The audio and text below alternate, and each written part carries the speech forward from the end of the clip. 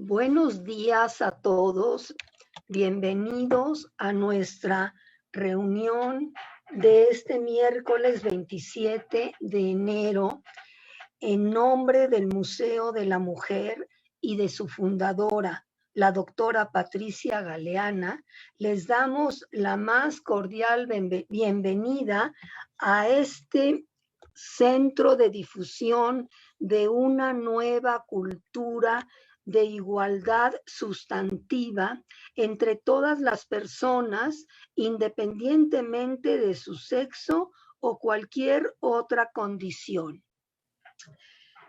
Cuando las condiciones sanitarias nos lo permitan, les invitamos a visitar en República de Bolivia, número 17, Colonia Centro, el Museo de la Mujer. Pueden contactarnos a través de nuestras redes sociales en Facebook, Museo de la Mujer, en Twitter, @Museo de la Mujer, y de nuestra página http://museodelamujer.org.mx. Sin mayor preámbulo, voy a leer un currículum muy resumido de nuestra conferencista de hoy, ya que es una de las investigadoras más importantes de nuestro país relacionadas con el estudio de las mujeres. Se trata de Ana Lau Jaiven. Ella es feminista, licenciada y maestra en Historia por la UNAM y doctora por la Universidad Iberoamericana. Es profesora investigadora en la Universidad Autónoma Metropolitana, Unidad Xochimilco, en el Departamento de Política y Cultura. Imparte docencia en la Maestría de Estudios de la Mujer y en el recientemente creado Doctorado en Estudios Feministas. Pertenece al Sistema Nacional de Investigadores y es investigadora PRODEP, es decir, del Programa para el Desarrollo Profesional Docente. En 2015 fue reconocida con el premio Clementina Díaz y de Obando a la trayectoria en investigación en historia de las mujeres y de género por el Instituto Nacional de Estudios Históricos de las Revoluciones de México, el INERM. Sus áreas de investigación giran en torno a la historia del feminismo mexicano, del sufragio femenino y de los grupos organizados de mujeres a lo largo del siglo XX. Actualmente se ocupa del examen de los grupos que pugnaron por el sufragio y junto con la doctora Marisa Navarro investiga la creación y el desarrollo de la Comisión Interamericana de Mujeres.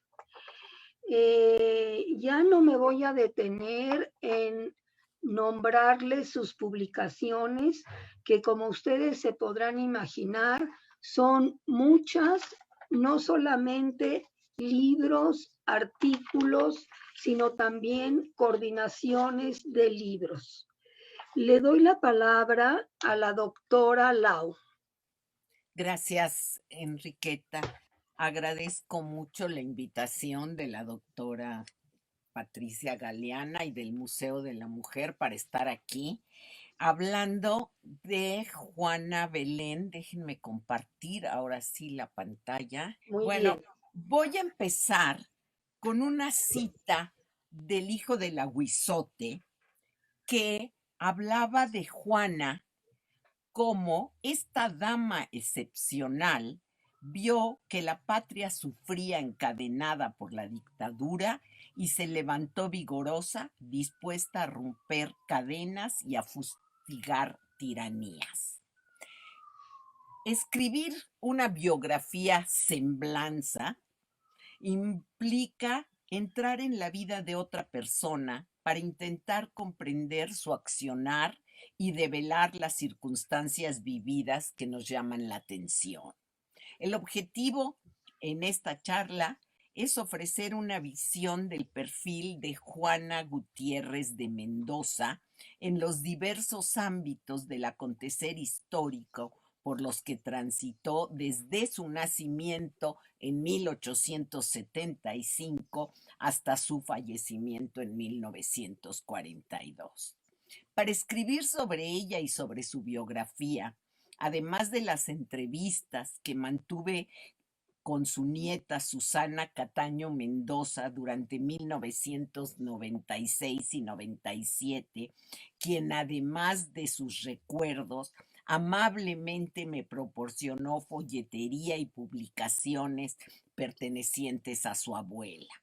Consulté también, por supuesto, el texto de María de los Ángeles Mendieta Alatorre, donde da cuenta de la autobiografía de Juana, escrita en 2 tiempos y rescatada por su hija Laura Mendoza. Además, y esto me parece muy interesante, Mendieta sí tuvo acceso a varios ejemplares del semanario Vesper, mismos que integra en el texto. Yo no tuve acceso más que a uno. De igual manera, contamos con la biografía de Alicia Avellaneda, Justicia y Libertad, Juana Belén Gutiérrez de Mendoza, que cuenta algunos eventos de la vida de Gutiérrez. Avellaneda se apoya en la biografía escrita por Mendieta, además de la consulta de algunos documentos del Archivo General de la Nación y del Archivo Histórico de la Secretaría de Relaciones Exteriores. Con motivo del Año Internacional de la Mujer en junio de 1975, se publicó un número de Historia Obrera del Centro de Estudios Históricos del Movimiento Obrero, el CESMO, y ahí apareció un artículo de Pedro Siller titulado Testimonios Juana B. Gutiérrez de Mendoza, donde presenta una biografía en la cual se nota que tuvo acceso a un número de 1903 de Vesper y a otro periódico, El Desmonte, de 1919. Y además muestra una fotografía donde Juana aparece con los 2 niños que adoptó en Morelos, Herón y Feliciano López Negrete, y que muchas hemos reproducido. Asimismo, tuve contacto con Cristina de Veró Ramírez, quien escribió en 2015 su tesis analizando los escritos de Juana. Además, me encontré una tesis de maestría en historia de la Universidad Autónoma de Michoacán, escrita por Flor Vanessa Rubio Ríos en 2017, titulada Juana Belén Gutiérrez, tejiendo redes de legitimidad en el mundo de los letrados, que descubrió algunos detalles que yo no conocía y que inserto en esta charla. Por último, María del Rosario Guerrero Soto, genealogista avecindada en Durango, amablemente me compartió unos documentos muy valiosos, así como comentarios a mis escritos que han sido muy útiles para seguir investigando sobre Juana. He vivido muchos años acompañada y acompañando a Juana Belén Gutiérrez de Mendoza y todavía encuentro aspectos de su vida que no logro aprehender del todo. Por ello, me parece importante dar a conocer lo que he venido investigando, el pensamiento que Juana fue concibiendo y cambiando a lo largo de su vida a partir de sus publicaciones en la medida en que he tenido acceso a esa documentación.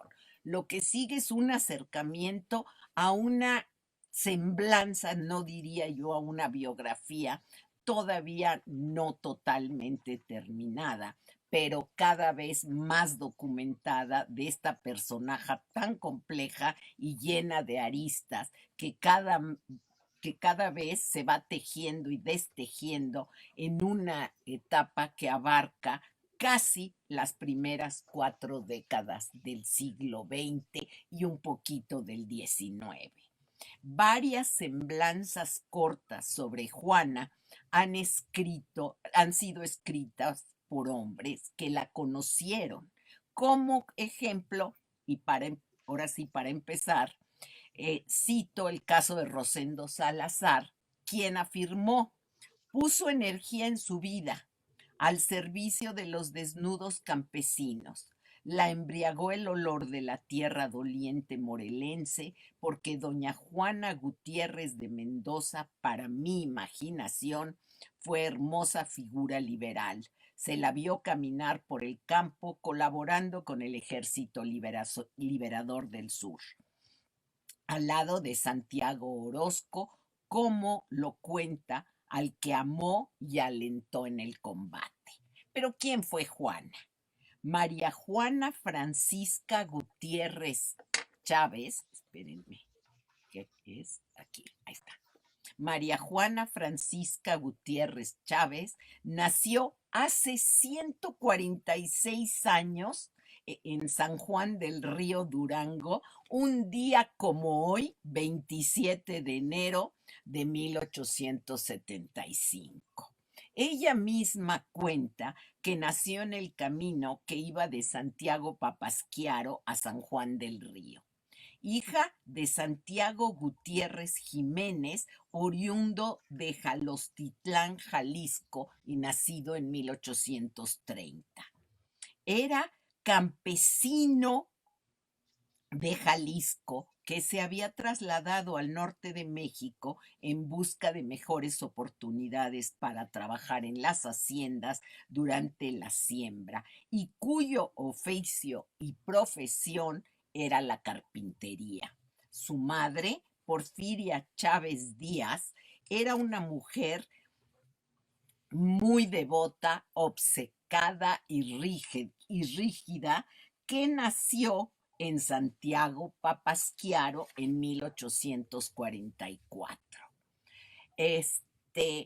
Vanessa Rubio afirma, no cita de dónde tomó la información, que ambos padres eran protestantes, y eso hace que Juana haya leído mucho más de lo que pensamos antes que ella había leído, ¿sí? Porque los protestantes sí aceptan que las mujeres lean. La familia se estableció en una hacienda en San Pedro Gallo, donde Juana y su hermana mayor Rosa asistieron a la escuela. La muerte del padre dejó en orfandad a la familia, y parece ser, y eso lo decía la nieta, que Juana entró a trabajar como empleada del hogar, cosa que eh, este, creo que no fue verdad, porque María del Rosario Guerrero me lo tiró totalmente. Aquí tienen a Juana en la foto más conocida de ella. Joven todavía, de 17 años, y como era costumbre en esa época, Juana contrajo matrimonio el 17 de mayo de 1892 con un minero, José Cirilo Mendoza. José Cirilo Mendoza Luna, nacido en Galeana, Nuevo León, en 1860, quien se trasladó a vivir a Sierra Mojada, Coahuila, donde encontró trabajo en la mina La Esmeralda como rallador de mineral, y en su nuevo hogar Juana procreó 3 hijos: Santiago, que nació en 1894 y murió un año después, en 1895, de escarlatina. Y también tuvo 2 hijas que la acompañaron casi toda su vida en todo lo que hizo, al igual que Cirilo, quien va a morir en 1909. Laura, que nació en 1894, y Julia, que nació en 1899. En ese lugar, en Coahuila, Juana inició su carrera como escritora periodista y al darse cuenta de la difícil condición de vida de los mineros, lo dio a conocer y esto habla de que ella sabía leer y escribir y no como hemos repetido en muchas ocasiones que no sabía leer y escribir. Ella sí sabía leer y escribir y había leído a Bakunin, entre otros, a los anarquistas, y ella misma se decía anarquista. Y ella trabajó en el Diario del Hogar y en El Hijo del Aguizote, hablando de esta difícil vida que tenían los mineros. La compañía, preocupada por lo que se decía en estos escritos, averiguó quién era y metió a la cárcel por 3 meses a Juana. En esta época, y no me voy a detener en esto, si no me voy a tardar muchísimo, es la época en que Porfirio Díaz renueva su relación con la iglesia. Creo que tengo, todavía no. Y esto provocó que algunos sectores ilustrados de la clase media empezaran a manifestar su inconformidad frente a la cada vez mayor injerencia de la Iglesia Católica en los asuntos políticos del país, violando flagrantemente las leyes de reforma y la Constitución de 57. Esto hizo que un grupo de liberales, y ustedes lo saben, en 1901 en San Luis Potosí se organizaron, encabezados por Camilo Arriaga, en lo que fue el Club Liberal, el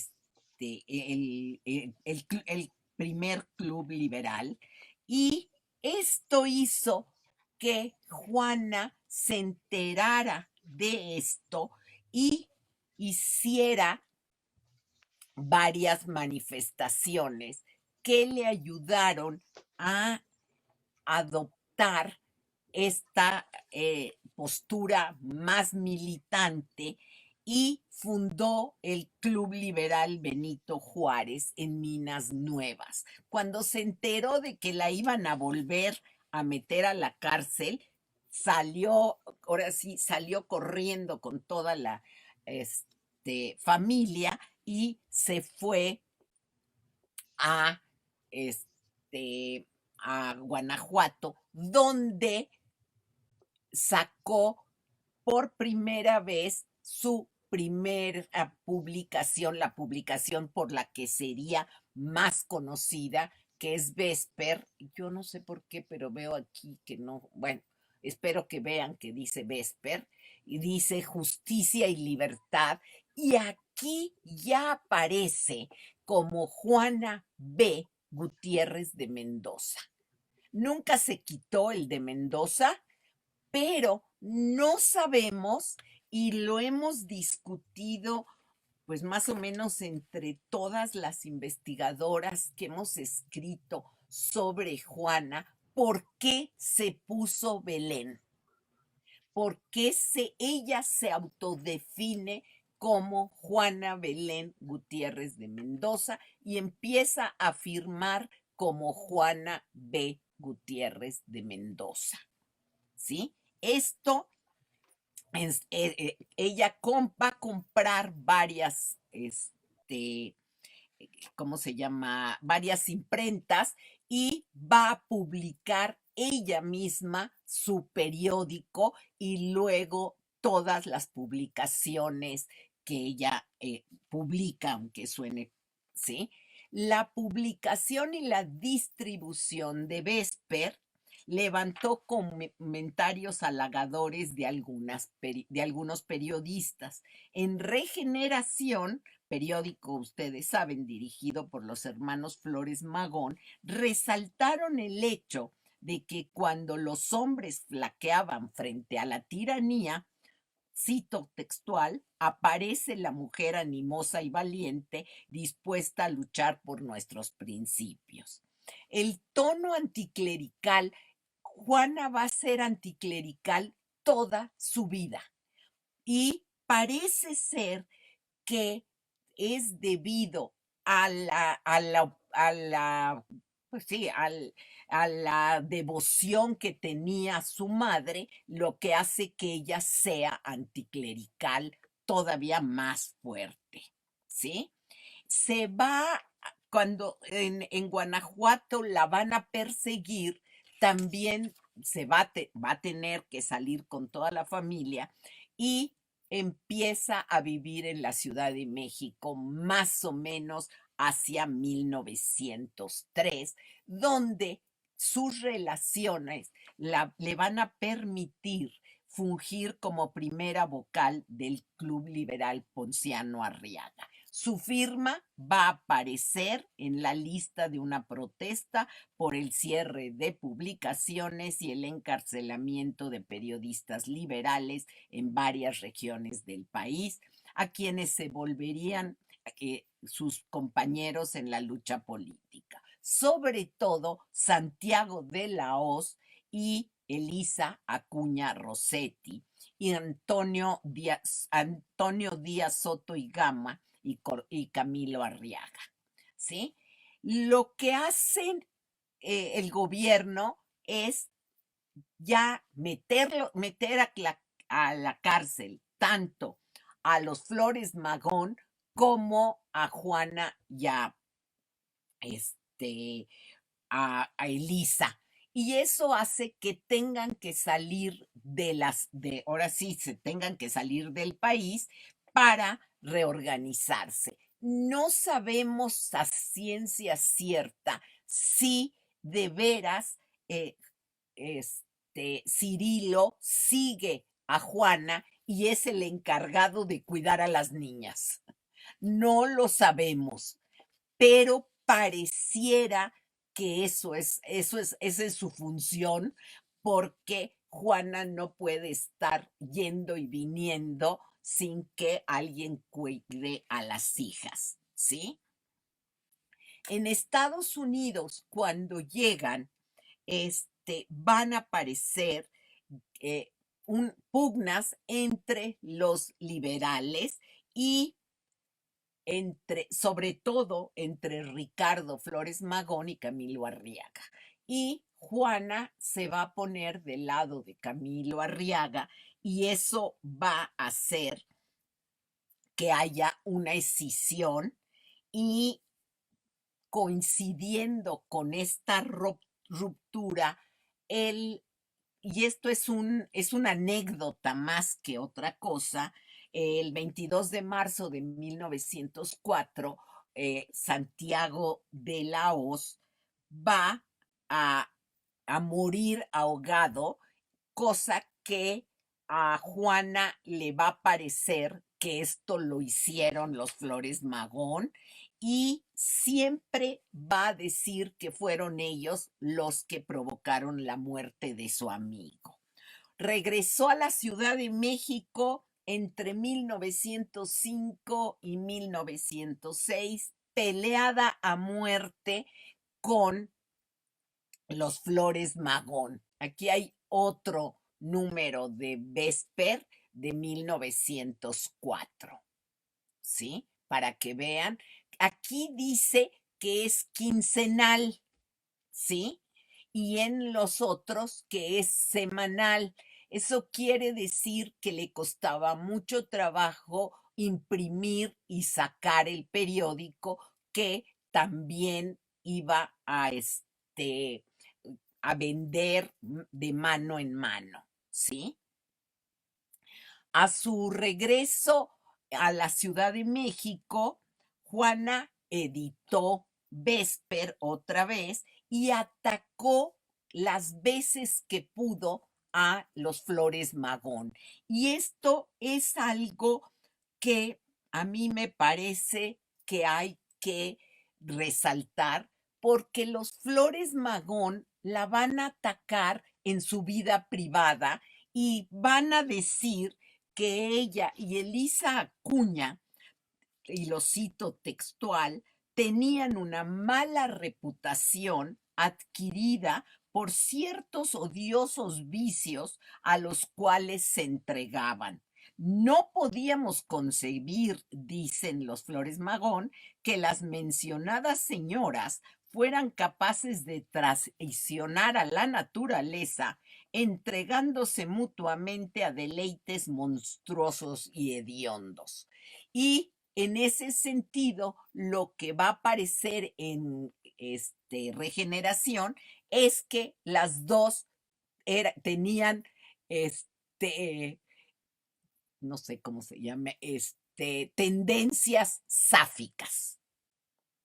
No lo hemos podido comprobar y eso es lo que llama más la atención de Juana y de Lisa. Pero sabemos que por ahí andaba Cirilo y no sé si estaba enterado o no, o si esto es verdad o no. Al mismo tiempo que los Flores Magón hablaban de esto con Juana, Juana contestaba diciendo que los Flores Magón siempre tenían una personalidad muy intrigante, egoísta y calculadora. Y decían que ellos buscaban el dinero y para eso tenían a las mujeres ricas norteamericanas que les ayudaban a sobrevivir. Ahí estaba Ethel Duffy Turner, estaba Elizabeth Trowbridge, etcétera, que se habían casado inclusive con algunos de los liberales del PLM, ¿sí? Hacia 1907, Juana va a tener una característica muy especial. Cada vez que quiere decir algo, saca una publicación y ataca y contraataca. Eso es algo que a mí me llama mucho la atención porque siempre tiene la palabra exacta y esa palabra exacta me hace pensar otra vez que ella estaba muy bien informada y que leía constantemente, ¿sí? En 1908, perdón, cuando pasa la entrevista a Díaz Krillman, perdón, pero ya me dio tos, empiezan a pensar que de veras van a poder cambiar, ya saben, de gobierno y entonces es cuando Juana va a formar parte, que no, del club político maderista Amigas del Pueblo y del club Hijas de Cuauhtémoc. Aquí tienen una foto, cuya presidenta era Dolores Jiménez y Muro, una mujer que es impresionantemente importante. ¿Sí? En 1909, específicamente el 26 de marzo, Juana va a perder a su esposo, a Cirilo, ¿sí? Y va a salir el obituario en Vesper, que no se los pude poner porque la copia que tengo es infumable y no hubieran entendido nada, pero lo saca en un número de Vesper, ¿sí? Cuando a partir de 1910, Juana va a apoyar, como Camilo Arriaga apoya a Madero, también Juana lo va a apoyar. Y en este número del 8 de mayo de 1910 va Juana a dar a conocer una interesante declaración de principios que creemos necesitaba exponer después de haber sido tan maltratada por sus ex compañeros de lucha. Juana declaraba su independencia de carácter y justificaba con ella su accionar político. Afirmaba estar en posesión de su libertad, en pleno uso de sus derechos y de su soberanía, sin yugos ni cadenas, sin preocupaciones ni prejuicios, desconociendo temores y abominando cobardías.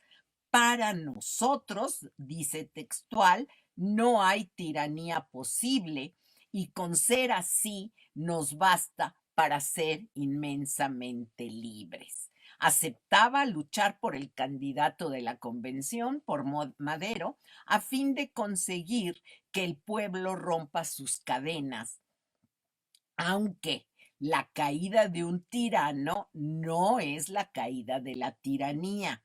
Con esto vemos a una mujer de ánimo resuelto que mantiene una actitud de suspicacia al condicionar la futura conducta del candidato a quien esta vez apoya. Posteriormente adoptará conductas parecidas al enfrentarse a otros personajes de la vida pública.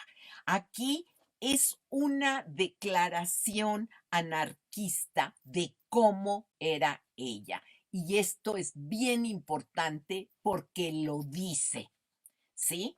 La candidatura maderista apoyada por el centro antirreeleccionista se convirtió en un dolor de cabeza para Díaz debido sobre todo al creciente aumento de partidarios que se adherían a Madero en los estados de la República donde hacía proselitismo.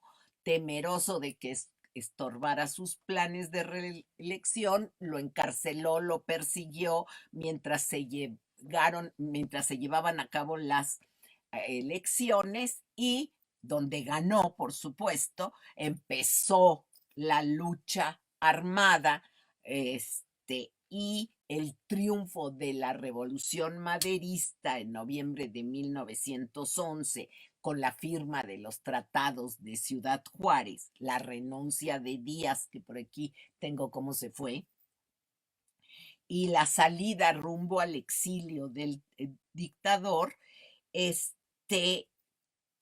hizo que Juana empezara a ver qué es lo que pasaba y con quién se iba a quedar. A pesar de que Juana, aquí tienen otra foto, hay varias fotografías y eso llama la atención de Madero rodeado de mujeres. No sabemos quiénes son, pero habría que hacer un estudio sobre por qué ellos, claro, ellos sí tienen los rifles, las mujeres están muy monas, nada más rodeándolo, pero los que van a luchar son ellos, ¿sí? A pesar de que Juana había apoyado a Madero, se convenció de que su lucha debía estar en otro lado y su amistad con Dolores Jiménez y Muro y su estrecha relación con el tipógrafo zacatecano Gabino Santiago Orozco, del que sí nunca encontré una fotografía, y con los exmagonistas Gildardo Magaña y Camilo Arriaga, la condujeron a Morelos, donde el proyecto agrario zapatista parecía cumplir los anhelos que venía sosteniendo desde el comienzo de su lucha. Acompañada ahora nada más de sus hijas Laura y Julia, partió a Morelos a integrarse a la lucha. Muchos intelectuales urbanos entre 1911 y 12 se incorporaron al zapatismo, ¿sí? estos intelectuales estaban politizados, provenían del magonismo y del maderismo y estaban a favor de reformas sociales. Cuando vieron que Madero no iba a hacer esas reformas sociales, su camino fue hacia el zapatismo. Bueno, aquí están la famosa foto en donde está Juana con los dos niños que adoptó y que al final, de lo poco que yo he podido averiguar, ambos fueron al ejército y murieron en batalla. ¿Sí? Ahora, a la llegada, aquí estamos con Zapata, la llegada de Juana con Zapata, Zapata la nombró comisionada especial para conferenciar con el ministro de Gobierno de Madero, Abraham González, a fin de que aquí lo convenciera de destituir al gobernador de Morelos, Ambrosio Figueroa, quien estaba resuelto a asesinar a Zapata y además tenía preso a Santiago Orozco bajo el cargo de apología del delito. En la entrevista que le hicieron para el diario, en noviembre de 1911, describen a Juana, quien en ese entonces ya tenía 36 años, fíjense cómo, como una mujer de mediana edad, de rostro vulgar y modestamente vestida. Añaden de mala gana, y eso lo meto yo, sobre su prolongado apéndice nasal, cabalgaban unos lentes que le daban cierto aspecto de concienzuda literata. Juana responde con presunción las preguntas que le hacen y define al caudillo como gran hombre, ciudadano honrado, valiente y patriota como el que más. Para lograr la liberación de Orozco, Juana había enviado una carta a Madero solicitándole intervenir en la excarcelación de Orozco, a quien, y así lo dice, la libertad de Santiago me importa más que mi propia vida. Por información posterior sabemos que fue liberado y con ello afirmamos la importancia de Santiago en su vida. Y casi, casi le dice a Madero que favor con favor se paga, porque ella lo había apoyado y ahora ella quería que le hiciera el favor de sacar de la cárcel a Santiago Orozco, que era su compañero de lucha, ¿sí? En algunas fuentes dicen que Zapata le confirió el grado de coronela en el regimiento Victoria que ella organizó. Yo, no, por más que lo he buscado, no he encontrado por lo menos el nombramiento, pero muchas de las investigadoras que trabajan sobre Juana sí la llaman coronela, ¿sí? Pero les digo, no lo he encontrado. Entre sus misiones en el zapatismo estaba la de desbaratar a los grupos que ayudaban al huertismo, ya había muerto Madero, y esto le valió varias veces estar en la cárcel. La estrecha relación y cercanía que Juana mantenía con Santiago Orozco seguramente fue la que estimuló a Laura Mendoza, su hija, a enamorarse de este. Para ello, Juana puso en práctica sus ideas anarquistas acerca del matrimonio, las leyes, y reiteró su ferviente antipatía a la religión. Facetas que entonces la exhiben como una mujer, yo pienso, coherente, que está avanzada a su tiempo. Acorde al ideal anarquista, solicitó a su amigo Antonio Díaz Soto y Gama que presidiera la unión libre de Santiago Orozco, su hijo adoptivo, porque así lo llama, con Laura, su hija legítima.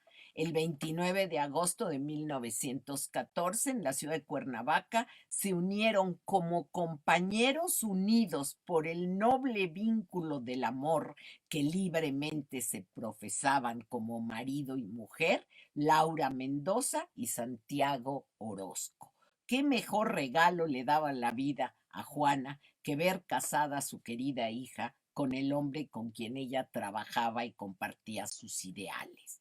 Laura Mendoza de Orozco organizó una brigada del ejército rebelde junto con su madre en 1914. Ese mismo año volvió a caer Juana presa en la penitenciaría del Distrito Federal, donde permaneció desde el 9 de mayo hasta el 1 de junio. Va a visitar la cárcel varias veces por fungir como espía del zapatismo. Ahora bien, Santiago Orozco muere de una grave enfermedad el 22 de febrero de 1916, lo que fue un duro golpe para Juana y por supuesto, para Laura. No obstante, ambas continuaron la lucha, aunque la memoria de su amigo, yerno y esposo las acompañarían por mucho tiempo. La muerte de Zapata en 1919 y el declive del movimiento la van a llevar a organizar una comunidad, déjenme, aquí está, me voy a regresar después porque no soy muy organizada, ¿eh? Una comunidad, va a organizar una comunidad modelo integrada por los antiguos compañeros de lucha de Santiago Orozco y va a conseguir un, terreno en Acatlipa, dentro de la hacienda de Temisco, en Morelos, y va a recibir ayuda de sus amigos, los gobernadores de Michoacán y de Sonora, Pascual Ortiz Rubio y Adolfo de la Huerta. A pesar aquí, esto está en el libro que escribe Ángeles Mendieta, donde ella cuenta cómo hizo la colonia agrícola, cómo trató de hacerla, cómo se llevó a las familias, le dieron 5,000 pesos y no logró establecer completamente la colonia, cosa que el grupo de Santiago Orozco se lo reclamó y ella no pudo hacer nada, de plano.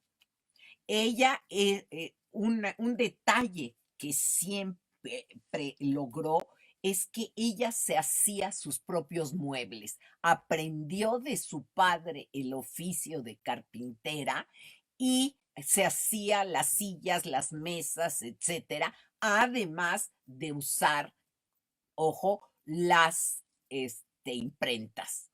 Eso sí, compraba la imprenta, pero ella hacía los tipos y formaba todo esto.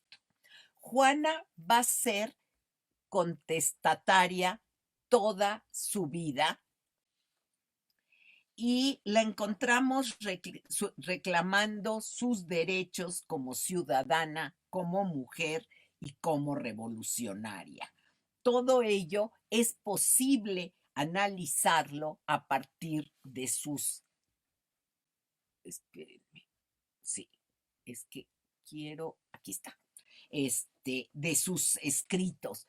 Aquí tenemos otro de sus periódicos que también dicen Juana G. B. de Mendoza.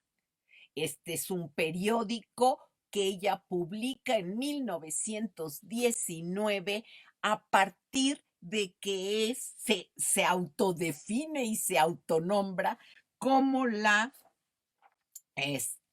directora, la presidenta del Consejo Nacional de Mujeres en 1919, ¿sí? Esto hace que las mujeres que van a participar en el consejo se peleen con ella. Ella se pelea con todo mundo, ¿eh? por lo menos leyendo sus escritos, se nota que era bastante peleonera. Y muchas de las mujeres del consejo, que después se va a llamar Consejo Feminista Mexicano, van a estar en contra de Juana porque Juana habla como si fuera la presidenta del consejo y sin haber pedido permiso a las integrantes, y tiene que salir del Consejo Feminista Mexicano, que se va a reestructurar a finales de 1919 y donde ya Juana no va a participar. Ujú. La familia de Juana estaba compuesta por sus dos hijas, Laura y Julio. Además de que y esto lo vi en el archivo que Susana Cataño Mendoza, la nieta de Juana, me dejó ver, que hay una carta dirigida de amor, dirigida a Juana por un zapatista de apellido Zúñiga, quien parece ser que fue amante de Juana y que murió en Atlihuayán, y del cual conozco muy poco porque fue lo único que encontré de los amores de Juana, le vamos a poner, ¿sí? Este, además, quiero mencionar una cosa. Juana era anticomunista total. Y cuando estaban en la colonia experimental con los hijos, dos integrantes del recientemente creado Partido Comunista las visitaron, Rafael Carrillo y Rosendo Gómez Lorenzo, interesados en conocer la manera en que se estaba organizando este experimento. Gómez Lorenzo quedó prendado de Laura, y en 1924, cuando se volvieron a encontrar, contrajeron matrimonio, mismo que duró poco tiempo. Por supuesto, Juana estaba muy enojada con Laura por haberse casado con un comunista. ¿Sí? Del matrimonio de Gómez Lorenzo y de Laura Mendoza nacieron dos hijas, Gloria y Andrea Gómez. Gloria falleció en 1941 de tifoidea, y quiero decirles que eso le pesó muchísimo a Juana. Y Andrea fue pintora y grabadora. Al final les voy a enseñar un grabado de ellas. Se casó en 1951 con Alberto Beltrán, el famoso grabador, y falleció en 2012. Julia Mendoza se casó con un hombre de apellido Cataño y murió joven en 1933, y su hija Susana, que fue a la que yo entrevisté, se fue a vivir con la familia de Laura y con su abuela, y sus recuerdos son los que me dio a mí en varias entrevistas que le hice. Volviendo a Juana, como no pudo levantar el proyecto de la colonia experimental, ni tampoco pudo mantener unidas a las mujeres del consejo, volteó la vista a la enseñanza. Ay, aquí está. Volteó la vista a la enseñanza, ocupación que combinaría con la escritura a través de la publicación de libros y folletos. Estas características de Juana tal cuales, yo las copié, no había todavía, cuando yo entrevisté a la señora Susana, no había celular para poderlo copiar, pero lo copié a mano, y estas eran las características que ella presentó cuando empezó a ser maestra misionera.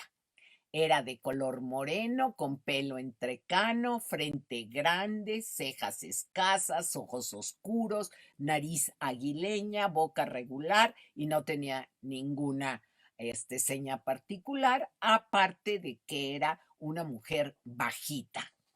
Así, ahora sí. Se entre, se dedicó, vamos a dejarlo aquí para que ahorita hable de las publicaciones. Se desempeñó en varios empleos. Ella era amiga de Vasconcelos y no les hice todo el asunto de Vasconcelos, pero fueron ellos los que hicieron varios llamamientos para, para que saliera Díaz del poder y para que Madero pudiera entrar. Y ahí conoció a Vasconcelos, quien la llamó para que fuera maestra misionera. Fue maestra misionera el 1 de marzo de 1923. Ahí la nombraron. Fue dependiente de la Dirección de Educación y Cultura Indígena de la Secretaría de Educación Pública, cuyo nombramiento fue firmado por Vasconcelos. El 21 de febrero de 24 fue directora de la Escuela de Artes y Oficios del Departamento de Mujeres en Puebla. El 23 de marzo de 25 fue instructora número 39, comisionada en San Juan del Río, Querétaro, ahí nombrada por Moisés Sáenz. Y el 7 de noviembre de 1927 fue administradora del Sanatorio del Estado de Zacatecas, nombrada por Gobernación y Hacienda del Estado. O sea, como ustedes pueden ver, Juana es los años 20 ya la hace, se convierte en maestra. Juana se sumó a las misiones culturales debido a que, y ella lo dice, poseía conocimientos acerca de la vida del campo, del mineral y del taller, lo mismo que la del hogar. El hecho de haber vivido en distintas regiones del país y por otras razones haber estudiado un poco a las clases sociales, lo que le permitían conocer los objetivos que perseguía. Desde esta etapa y hasta el final de su vida, se dedicará a la enseñanza. En 1924, ahora sí, su experiencia como maestra misionera y su relación con un grupo que reivindicaba a los indígenas la llevaron a publicar Por la Tierra y por la Raza. Aquí empieza a delinear con precisión su postura acerca de los indígenas. Elabora una apología de la civilización y de la raza usando a los caxcanes de los que su madre se hacía heredera, y lo va a tomar Juana para también hacerse heredera de los caxcanes, y además el haber vivido en Zacatecas, de donde eran oriundos los caxcanes, le sirve para escribir este libro. La creación del Consejo de los Caxcanes en Zacatecas fue una clara respuesta a las políticas integracionistas del Estado, y Juana se muestra aguerrida en sus juicios. En este texto manifiesta su odio hacia la Iglesia otra vez, al tomar como ejemplo a los jesuitas que intervenían en esa región. Y además vuelve a mencionar su repulsa al pensamiento comunista, al que ataca a través de la Tercera Internacional que se estaba llevando a cabo en esos momentos. Abundará en escritos posteriores sobre el tema y se radicalizará aún más en sus juicios a través de un exacerbado nacionalista y una xenofobia acendrada. Parece ser que fue entonces cuando se unió, o se integró a dos grupos muy especiales. Uno se llamaba el Grupo Indoamérica, que respondía a los mismos planteamientos sobre los indígenas, al nacionalismo a ultranza que ella blandía y al anticomunismo rabioso que atacaba. Y al mismo tiempo que se integra al Grupo Indoamérica, en esa misma tónica se incorpora a un grupo que se llamó Reintegración Económica Mexicana. Espérenme. Que, vamos a dejarlo aquí, este, que respondía a las mismas ideas de Indoamérica y que luchaba por el resguardo de una civilización propia que le diera al país un lugar en el mundo. En 1932, aquí está, ¿sí? Vesper va a volver a aparecer para difundir estas propuestas y una campaña antiespañola en la cual afirmaba que México seguía siendo una colonia hispana, ya que ellos, los españoles, controlaban todas las ramas económicas del país. Aquí se va a notar muchísimo es no solo su férreo anticomunismo, sino su odio hacia los españoles, un odio que yo considero que no tenía sustento porque ella habla del plan de Iguala, cuando que el plan de Iguala fue en 1820 y ella todavía lo trae a esta época, ¿sí? Entre los folletos que publicó, déjenme ponerles, ahí está, como reintegración económica y la editorial INDE, que todo es de ella, ella habla de los tres problemas nacionales. Este es de 1933, aquí lo pueden ver, donde lanza un virulento ataque en contra de los españoles, igualmente acomete su furia contra la política y la unidad nacional, la que relaciona con la unidad racial y la educación que está influida por los españoles, y la tercera, a la que llama el problema de reintegración económica mexicana, y dice que hay que poner en práctica el desconocimiento de la cláusula 13 del plan de Iguala. Nada más imagínense lo anacrónico y xenofóbico que en estos momentos Juana esgrime. Y ahí les puedo decir que no, todas las personas cambiamos de forma de pensar, y en este caso verdaderamente Juana se va a la derecha impresionantemente. No puedo verlo de otra forma desde el presente, ¿sí? Juana osciló siempre del anarquismo, el zapatismo, los indígenas, a varios otros problemas ideológicos que no les puedo explicar. Llevo muchos años pensándolo y leyendo, pero no puedo saber por qué esgrime estos vaivenes políticos, ¿sí? La poca aceptación, lo que sí puedo decirles es que esto se acepta muy poco, y según como fui viendo, por ejemplo, buscando a Roberto Fernández, veo que eran grupúsculos muy pequeños, ¿sí? Pero sí se habla de ellos, ¿sí?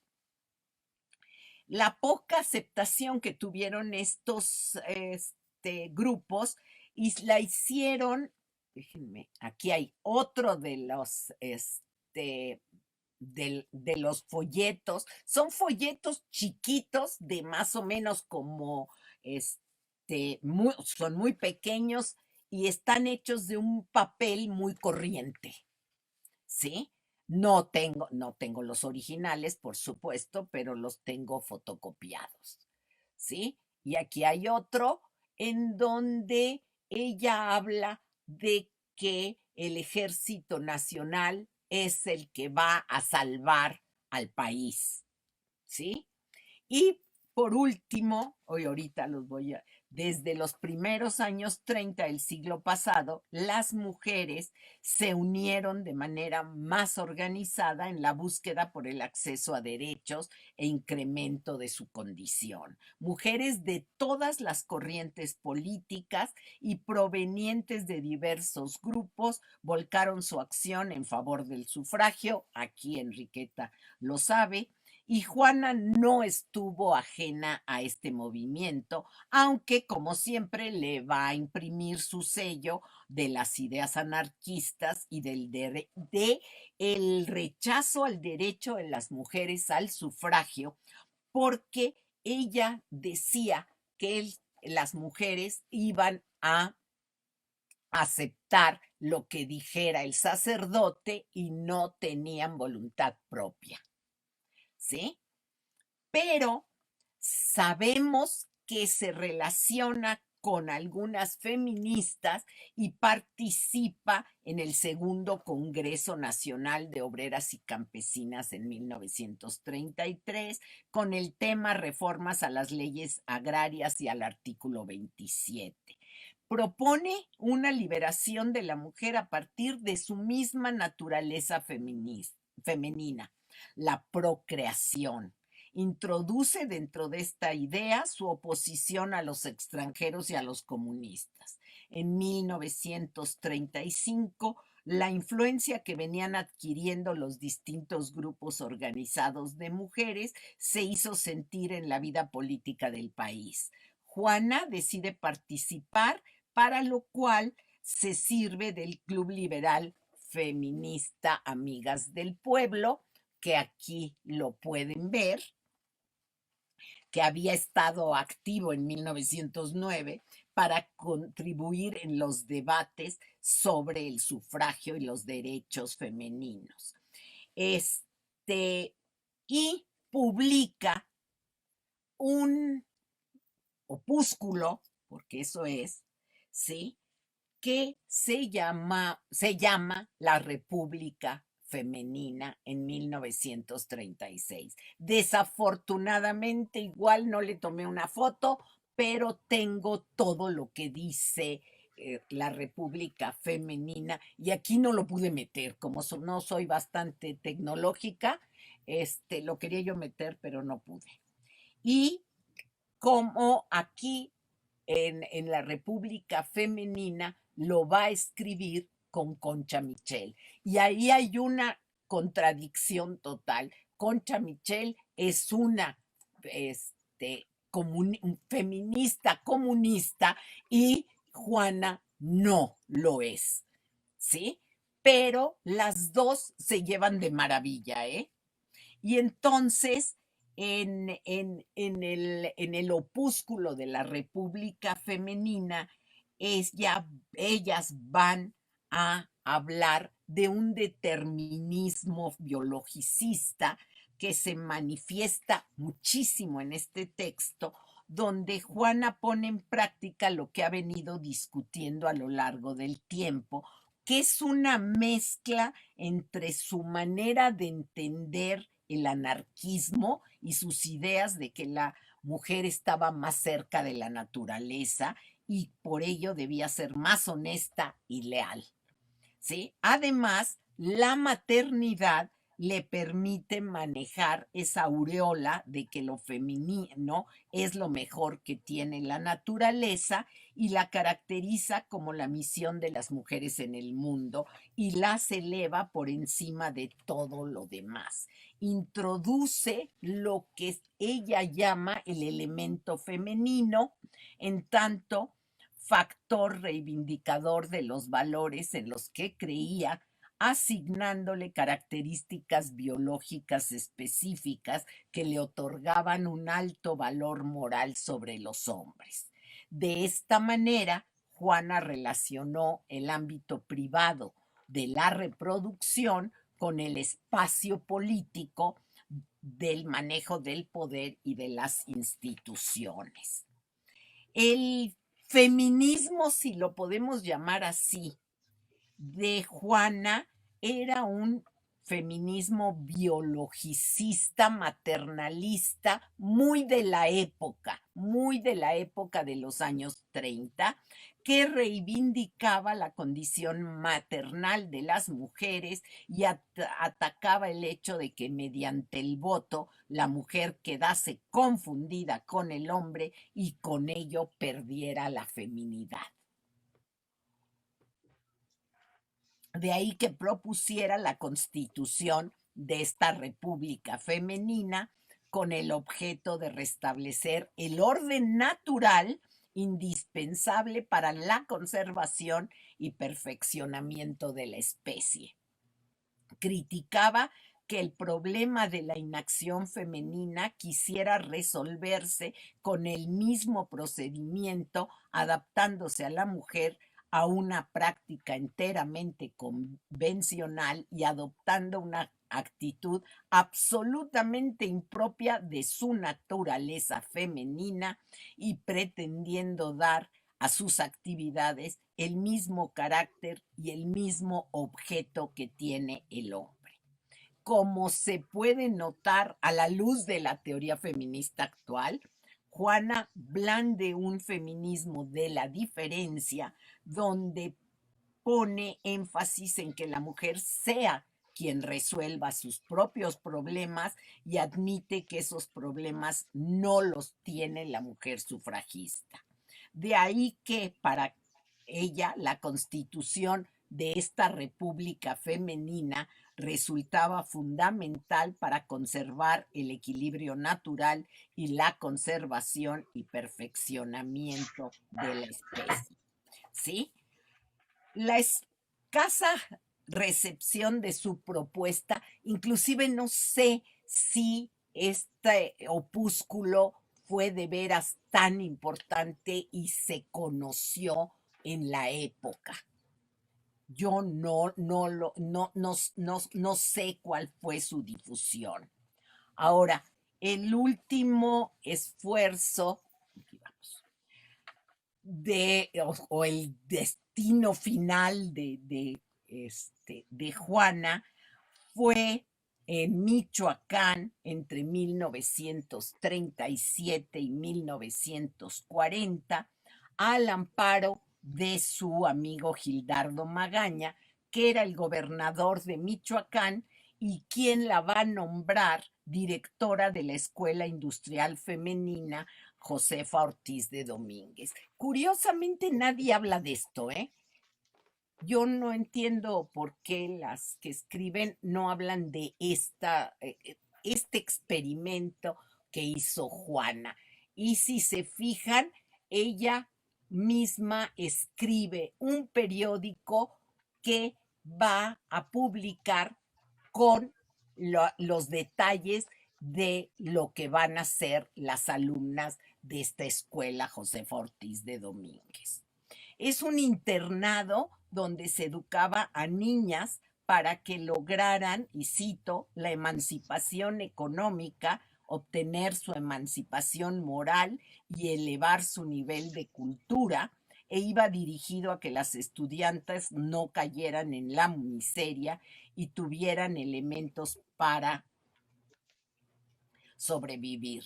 Reconocía que la instrucción por sí sola no era la solución a la miseria en que vivía la mayor parte de la población mexicana, por lo que proponía soluciones para alcanzar el bienestar del país. En Morelia, ¿sí? Va a publicar Génesis, va a publicar Chicomostoc. Por supuesto, se va a pelear no con Gildardo Magaña, pero sí con quien le sigue y el gobernador va a ir a ver el internado y Juana no lo deja entrar porque llega a las 8 de la mañana y ella dice que a las mujeres sin avisar no las puede ver a esas horas, ¿sí? Y por tanto la corren, por supuesto. Aquí tienen, lo que pasa es que yo veo, bueno, lo ven, esto lo hizo su nieta y es Juana ya mayor. Y aquí ya voy a acabar. Apesumbrada, llena de achaques y afectada por un quiste hepático, el 13 de julio de 1942, a la edad de 67 años, dejó de existir. Murió creyendo que el elemento aborigen era la base de la nación y la familia la base de la sociedad. Aquella mujer menuda que, según cuentan, fumaba en serio, usaba una trenza que se recogía en un chongo fijado con horquillas, admiradora de la poesía de Gustavo Adolfo Bécquer y de Manuel Gutiérrez Nájera, ya no volvería a pelear ni usaría otra vez la pluma. Los vecinos de la calzada de Tlalpan 1595 ya no verían más esa figura vestida de falda y saco negro, camisa blanca y botines hasta los tobillos. Ya no se volverían a escuchar sus diatribas, ni sus bromas, ni su imaginativa manera de apodar a todo el mundo. Rebelde, luchadora, periodista, maestra y poeta, fue enterrada en el Panteón de Dolores. Su funeral costó 600 pesos y en su tumba no hay lápida que señale quién yace en ella. En el diario El Nacional apareció la noticia de su fallecimiento. Muere una mujer admirable, abandonada por la mayoría de quienes fueron sus compañeros de lucha. Muere debatiéndose en la enfermedad, la vejez y la miseria, honores con que coronó toda una vida de sacrificios y rectitud. Muere, en fin, firme en su puesto, un soldado por la causa de la libertad, ejemplar, auténtica de la revolución. Gracias.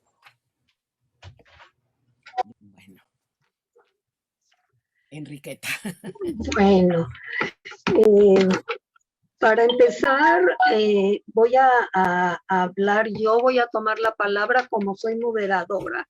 Me voy a tomar la libertad de empezar con felicitarte. Me gustó muchísimo tu conferencia. Me impresiona la profundidad que has alcanzado en el estudio de este personaje. Y me gustó mucho también cómo, sobre todo al principio de la conferencia, que ibas intercalando la vida de Juana con lo que sucedía en el ámbito nacional. Obviamente, ya al final ya no te daba tiempo, pero cuando publiques el libro va a ser muy interesante que lo puedas hacer. Claro. ¿Ya? Ya, claro, sí. Y ¿no? lo tengo, pero no les iba yo a recetar, sí, 50 páginas. Sí, por supuesto, entendemos. Entonces, tuve perfecto. Que irme, es más, me salté un montón de cosas. Sí, pero bueno, de todas maneras, para nosotros nos quedó muy claro quién fue este personaje. Me encanta que haya sido una mujer que no paró de trabajar hasta el final de sus días, no paró de pelearse con todo mundo y no paró de luchar por sus ideales, que fueron cambiando a través de los años. Considero que es lógico y que a todos nos ha pasado. Normalmente cuando somos mayores, adultos mayores, como nos llaman ahora, tendemos a la derecha, según dicen los jóvenes y según yo decía cuando era joven. Pero bueno, a mí me llamó la atención algunas de las fotos donde aparecen mujeres con madero, que todas están vestidas de blanco. Y yo digo, bueno, ¿por qué todas de blanco? ¿Simbolizarían algo o sería casualidad? Yo creo que son fotografías posadas. Yo no sé mucho de fotografía, pero me imagino que son fotografías posadas y les piden que lleven como la falda y la blusa blanca. Seguramente sí. Seguramente son de alguna escuela, de algún grupo, etcétera. Pero habría que investigar mucho más sobre esto. ¿Sí? Bueno, pues yo creo que has investigado increíblemente bien a Juana Belén Gutiérrez de Mendoza. Nos dejas con el interés de leer tu libro. Ya no digo de investigar sobre ella, porque tú ya tienes absolutamente todo, me da la impresión, sobre esta gran mujer. Bueno, ahora me voy a ir, primero voy a empezar con las felicitaciones que nos mandó el público. Tenemos, por ejemplo, voy a empezar por el principio. Beatriz Saldaña, que te da las gracias, y la cito, por ser nuestra compañía cultural e histórica. Edith Araoz te manda saludos afectuosos desde Sonora.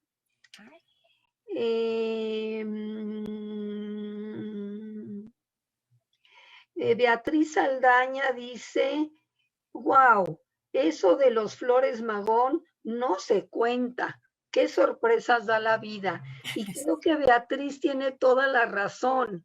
Nunca escuchamos esas cosas en la historia de México tan pétrea, ¿no? Así que esta serie de datos, la verdad, nos resultan muy ricos a todos. Guadalupe Bautista te da las gracias por regalarnos contenidos tan valiosos. Dolores Flores te dice, gracias por hablar de ella, mujer comprometida que navegó entre tiburones. Y Lilia López, voy a leer lo que dijo, yo no conocía nada de esto, me parece increíble. Me siento sumamente feliz que desde hace tanto ya se pensaba como ahora. Gracias al museo por siempre tener pláticas tan buenas y a los ponentes por regalarnos su conocimiento. Bien. Y aquí hay un comentario de la psicóloga Sony Rivera. Es un bálsamo escuchar estas charlas, las que hemos luchado desde siempre por el respeto a nuestros derechos, por expresarnos y que se conozcan nuestras capacidades independientemente de nuestro género, lo estamos gozando.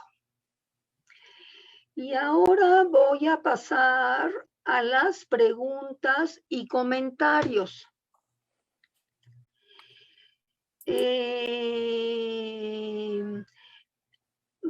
Tenemos aquí a Mario Martínez Sánchez, que te manda saludos desde Tepoztlán y pregunta, ¿existe algún ejemplar del Vesper que podamos consultar? Mira, yo no lo encontré. No lo encontré en Austin, no lo encontré en Austin, ni lo encontré en la Biblioteca Nacional. Flor, que no crean que me acuerdo de los nombres, Flor Vanessa Rubio, en su tesis, dice que ella encontró 2 ejemplares en la Biblioteca Nacional, en la biblioteca ahorita de la UNAM. Yo no los encontré. Tengo la copia de un ejemplar que me regaló un amigo historiador por estar trabajando con Juana. Y los demás están, lo que le saqué, están en el libro de Ángeles Mendieta sobre Juana. Yo les digo, fui a Austin y yo lo busqué, por supuesto, pero no lo encontré.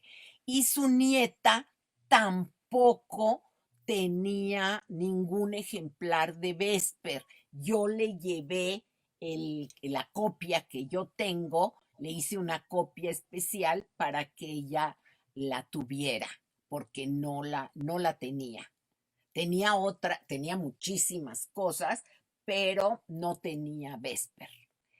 Y otra cosa, Ángeles Mendieta dice en su libro, que creo que todas nos lo sabemos de memoria, ¿verdad, Marta?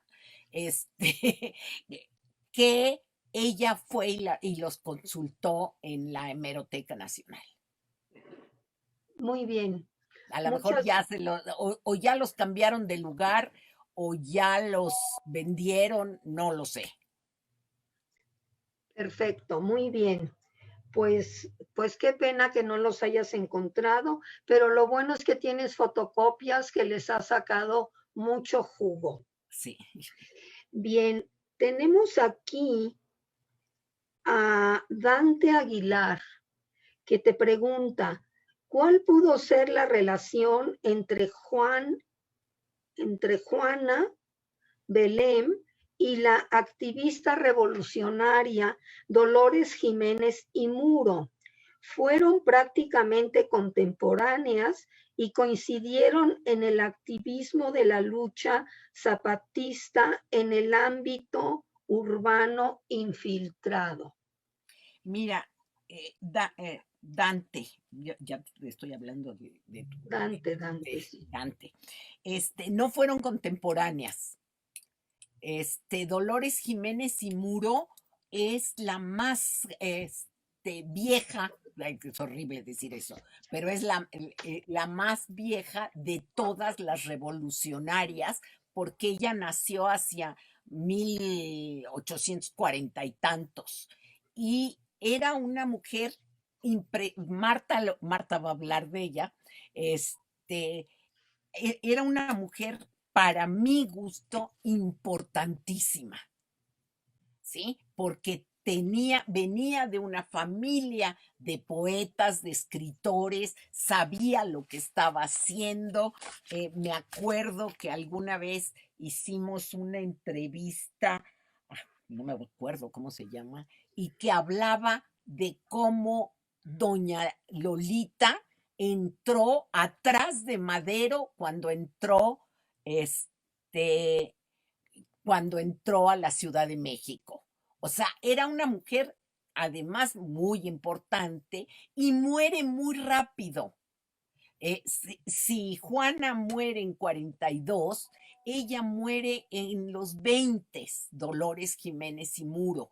Entonces, y además se dice se ve su firma en varios planes revolucionarios, ¿eh? Y se dice que hasta ahorita yo no lo he podido comprobar, ni creo que ninguna de nosotras, que ella escribió el prólogo del plan de Ayala. Yo no lo sé. pero esa es la anécdota que hemos repetido constantemente. Y eso es lo que yo digo, que hay cosas que repetimos sin haber comprobado totalmente.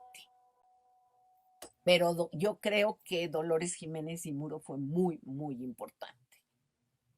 ¿Sí? Perfecto, Ana, gracias. Espero que sí haya yo contestado. Sí, claro que sí. Aquí tienes otra felicitación de Gabriel C. Fab. No sé si está bien escrito o no. Gabriel C-I-E y luego otra palabra Fab. Pero bueno, te dice: felicidades, Ana, como siempre un gusto escucharte hablando de nuestras mujeres y nuestra historia. Gracias.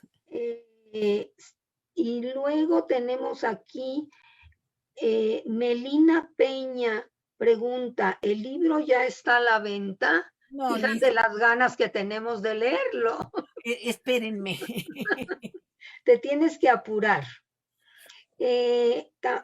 Aquí tenemos otra pregunta. C. Ross dice: ¿en cuál edificio estuvo funcionando este colegio de señoritas en Morelia? No lo sé. No sabes.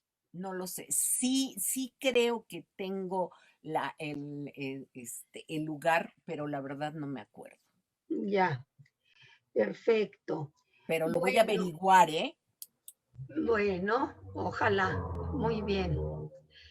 Eh, bueno, ahora vamos con otro tipo de comentarios que siempre cuestan más trabajo para el moderador, que son comentarios un poco más críticos, pero pues hay que sacarlos al aire.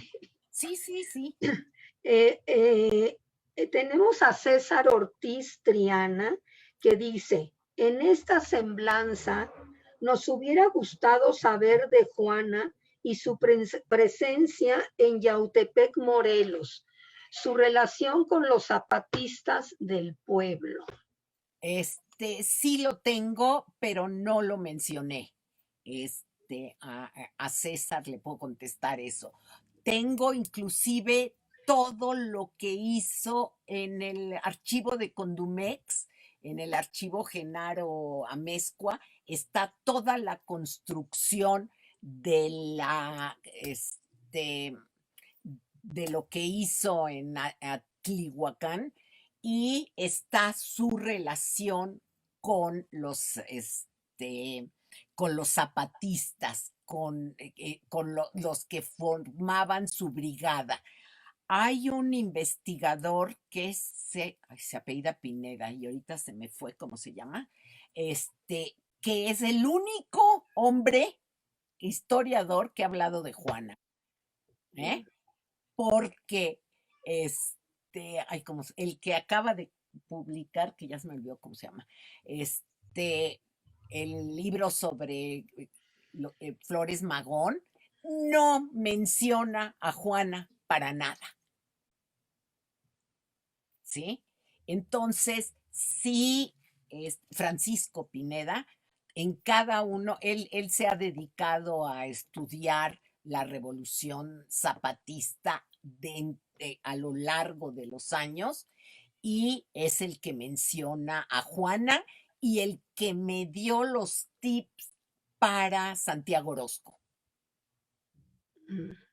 ¿Sí? Porque de Santiago Orozco yo tenía muy poco y hay muy poca información. Bien. Me quedan 3 comentarios de 3 personas que se apellidan Sandoval. No sé si serán Es la misma, ¿no? Juana Sandoval Mendoza.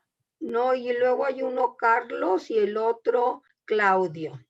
Sandoval Empiezo, Mendoza. Sandoval. Claudio y Carlos nada más dicen Sandoval. ¿Y qué Pero dicen? empecemos con ella, que tú ya la leíste por ahí, Sí, con Claudia, o ¿cómo se llama? sí, Juana. Juana, Juana perdón. Sandoval Mendoza. Ya leí la... Sí. Y ella pregunta, hay otra, Valentina Sandoval. Quiero saber quién era la sobrina de Juana Belén. No, no era su sobrina, la que yo entrevisté era su nieta. Si dije sobrina, me equivoqué, ¿eh? Era su nieta y estuve un año más o menos cada 2 meses vivía en Cuernavaca. No sé si siga viviendo en Cuernavaca. Ella fue la que me proporcionó, bueno, la que yo le hice una, una entrevista, le hice varias entrevistas sobre lo que ella se acordaba de su abuela, porque ella vivió con su abuela. Entonces, y fue quien me dio mucha información sobre Juana. Y además tiene o tenía, no sé si siga viviendo, porque esto fue a finales de los 90, tenía un archivo de Juana, un archivo de fotos que no es la misma foto que hemos estado viendo y que no me quiso prestar para fotocopiar. Ya. ¿Sí? Y era su nieta y se llamaba Susana Cataño Mendoza y quería que yo la citara como Susana Mendoza. Era una periodista que tenía la idea de hacer una biografía sobre Juana. Y ahí voy a la pregunta de Juana Sandoval, bueno, más bien al comentario en donde me pone como dado, espérenme, déjenme ver aquí, en donde dice que es horrible cómo yo hablo de su bisabuela, ¿sí? Dice, qué mala interpretación de lo que fue mi bisabuela, pésima. Y yo le voy a contestar que cuando le llevé el primer artículo que escribí a la señora Susana, me dijo exactamente lo mismo. Y por eso ya no me quiso prestar ninguna foto. No le gustó mi interpretación, lo respeto mucho, respeto mucho. Si ella tiene más información y me la puede dar, yo feliz de la vida, me comunico con ella porque no les gusta que lo que escribió Juana es que no lo leyeron. ¿Sí? Perdón, pero el análisis historiográfico que hacemos las historiadoras, pues nos lleva a muchos caminos que a veces pues no les gusta a la familia. Pero sí le pediría yo a doña Juana, porque la vi al principio, sí la vi, inclusive pensé, esta debe de ser parienta de Juana. Y sí le pido que se ponga en contacto conmigo y lo discutimos y lo vemos. Bien. Tenemos aquí a dos hombres que se apellidan Sandoval. Que no sé si sean también No lo sé. parientes. Uno de ellos, Carlos, dice, me da mucho gusto que se reconozca la trayectoria y el trabajo de doña Juana. Y después el otro señor, Claudio Sandoval, dice, buen día. Soy bisnieto de doña Juana Belén Gutiérrez de Mendoza. Lamento informarles que la fotografía que han usado en este evento no corresponde a mi bisabuela y quien aparece es Mrs. Edith O'Shaughnessy. Sí, exactamente. Esposa de un diplomático norteamericano en nuestro país cerca de 1913. ¿De veras? todo mundo, en todos lados, hemos usado. Es más, una de las fotos que yo puse, inclusive sale con Vesper de un lado. Y eso me lo dio doña Susana. Entonces, Claudio, yo le pediría de rodillas y a sus pies que me proporcione una foto de su abuela, de su bisabuela. Por favor, porque si hemos vivido en el error, por favor. Yo les juro, esa foto la tomé de doña Susana. Sí, pues ojalá que Que se ponga Claudio se ponga en en contacto conmigo. contacto, porque efectivamente, como tú dices, tenemos muchas veces ese problema, que se empiezan a circular datos incorrectos y muchas veces los repetimos. En Exacto. este caso me parece más difícil, puesto que tú encuentras esa foto junto al periódico Vesper. Sí. Pero bueno, sería muy bueno aclararlo, y si él tuviera una foto de su bisabuela que te proporcionara, sería maravilloso. Maravilloso, porque inclusive Alicia Avellaneda vuelve a usar esa foto. Sí, bien, me parece que estoy terminando. Ya nada más tengo aquí una pregunta de una persona que se debe de apellidar Mena. Muchas gracias por su conferencia. Estoy haciendo historietas de mujeres mexicanas y una de ellas es Juana Belén. ¿Podría ponerme en contacto con la doctora Ana? Sí, claro que sí.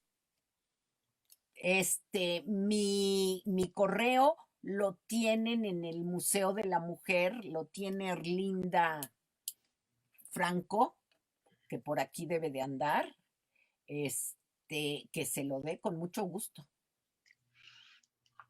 No lo doy abiertamente porque no quiero recibir muchos correos. Muy bien, Ana. Pues a mí no me queda más. Ay, ya me salí, perdón. No, sigues Perdón. ahí, No, te sí, seguimos viendo. quién sabe qué había hecho. Bueno, estas son todas las preguntas y los comentarios que llegaron, y a mí no me queda más que felicitarte y agradecerte la magnífica conferencia.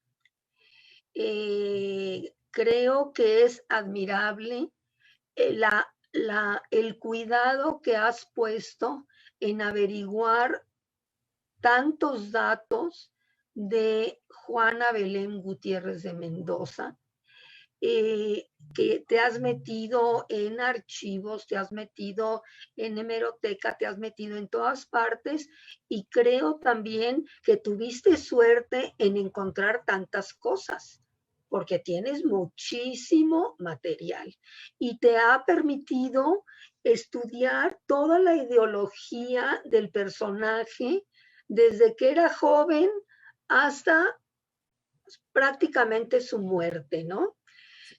Yo te felicito de verdad, de Gracias. todo corazón, y le agradezco a todos ustedes su presencia el día de hoy en esta conferencia. Muchas gracias a todos y a todas por estar aquí, por haberme escuchado y pues gracias. Gracias a ti, Enriqueta, por haberme moderado. Qué bueno que fuiste tú. No, Este, fue un gusto para mí, de verdad, un privilegio para mí. Me encantó. qué Piedad también me hace muy feliz, y Marta por ahí, que ya no la veo ahora, porque metieron el reconocimiento. Y sí, espero que algún día pueda yo tener este, el libro ya listo, porque llevo haciendo ponencias y presentaciones en lugar de estar trabajándolo, como todas, Así es, como todos, ¿no? No nos da tiempo de todo. de todo, exacto. Y ahora con este confinamiento menos. Así es. Que creíamos que íbamos a tener más tiempo y resulta que no, ¿verdad? No, no, vamos, más tiempo para qué. Claro. No, Pues muchas gracias a todos los asistentes en nombre del Museo de la Mujer y gracias también a Ana Lau. Y con esto creo que nos despedimos. yo creo que sí. Nos vemos. Muchas gracias por estar aquí, por haberme acompañado y espero que la familia Sandoval Mendoza, por favor, aparezca para que yo pueda hablar con ellos. Por favor, ¿sí? Hasta luego y gracias.